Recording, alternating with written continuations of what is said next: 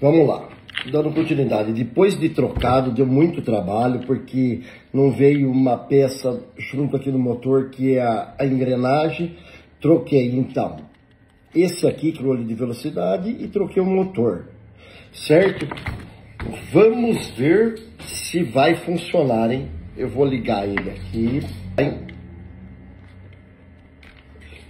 Liguei. Vamos ligar o controle para não dar BO.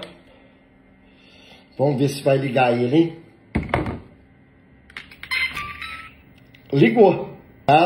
Agora vamos fazer o teste dele. Eu vou pôr a carenagem para não dar BO. Depois a gente vê. Deixa eu desligar ele.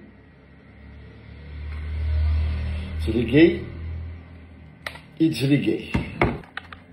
Aí. Eu vou pôr ele no chão ali. Já volto. Vamos ver se vai funcionar. Liguei o controle. Vou ligar ele aqui. Vamos ver se vai.